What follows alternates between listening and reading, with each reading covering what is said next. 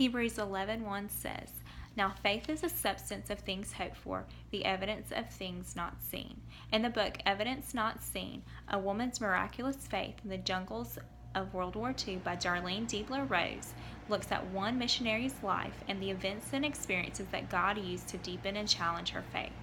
Darlene Deibler and her husband Russell Deibler arrived in the Netherlands East Indies on August 18, 1938. They had completed 6 months of Dutch language study in Holland. They disembarked full of hope, excitement, and a vision to go to the Whistle Lakes region of New Guinea to work amongst a newly discovered people group. Russell, a veteran missionary, settled back into daily life and focused on preparing for the journey to New Guinea to work amongst the Kapako villages. Darlene approached the difficult task of Indonesian language study with optimism. She said, "God had called me and He would equip me for the ministry. Language was a tool I would learn to use, and with His enabling, I would use it well." In November, Russell and Darlene would receive some disheartening news that the Dutch government at that time would not allow women to travel into the interior because of the arduous journey. Russell and another missionary, Walter Post, would journey to the Whistle Lakes. Darlene and Walter's wife Viola would stay at the missionary compound at Makassar until the Dutch government changed their position.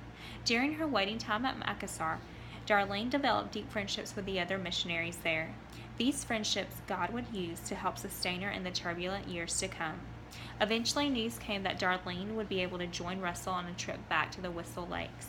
God used her arrival there to allow the Kapako people to be more open to the gospel. Eventually, the effects of World War II began to reach the Netherlands East Indies, and they were forced to evacuate back to Makassar. Slowly but surely, the Japanese captured islands throughout the Pacific and made it to Makassar.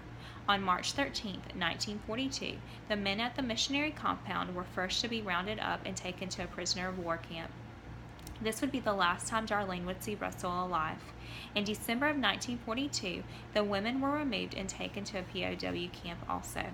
They were placed in barracks, and Darlene was appointed head of barracks number 8. Darlene flourished in this role of leadership. She faced the mounting everyday struggles with wisdom and strength that came from God. Her attitude and strong faith earned respect in the camp from the other barracks leaders and her fellow prisoners. She helped them face crippling diseases, deplorable conditions, unreasonable demands from their captors, and death of loved ones by relying on the Lord's strength and leading. During her time in the POW camp, Darlene received the devastating news of Russell's death. She continued to press on by God's strength. Even when she faced imprisonment by the secret police and an imminent death sentence, God continued to speak to her, and her faith sustained her through those darkest moments. She was miraculously saved from her death sentence, and eventually, with the defeat of Japan and the end of World War II, came her release from the POW camp. Darlene would return to the United States. After 8 years on the mission field, she would leave having experienced tremendous loss and suffering. When tempted to be consumed with bitterness as she left, upon seeing local believers sending her off, she realized, "They are why I'm here. I came because as a little girl you called me, and I promised you I'd go anywhere, no matter what it cost." Darlene Deibler's life exemplified extraordinary faith in the midst of extreme hardships. The lessons of faith that she learned through her hardships are ones that can be applied to our own walks of faith today. A first lesson learned is that when our plan does not go the way we have envisioned and we are stuck waiting, we need to walk by faith, realizing that God is in control, and that in this waiting, God is moving pieces into place that are part of the story He is writing. This can be seen in the early days of Darlene and Russell's ministry, when they were separated for months because Darlene was not allowed to travel into the interior. When she was finally allowed to go, it came about because the indigenous people demanded to meet Russell's wife because they wanted proof that the men were not spirits. A second lesson learned has to do with the loss of loved ones. When Darlene faced the death of her husband, she could have fallen into bitterness and anger, but instead sought the face of the Lord. On the day she received the news of Russell's death, God gave her the opportunity to share the gospel with the Japanese commander of the POW camp. Many years after the war was over, Darlene would later find out that this man had become a follower of Christ.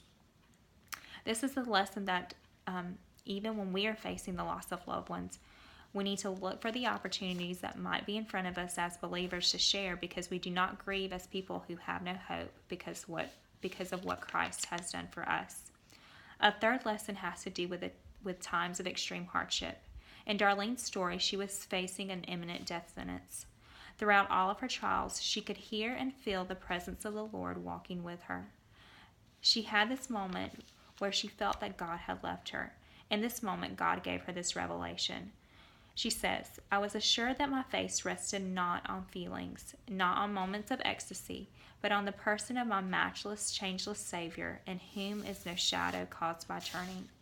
This final lesson is one that I can apply in my own walk, and that my faith should not be determined by my feelings, but by my feelings in the moment, but on the character of who Christ is and the truth that He speaks to me in His Word. The life of faith of Darlene Deibler, chronicled in Evidence Not Seen, deeply challenged my own walk of faith and will impact how I approach the struggles and hardships that come my way in this life.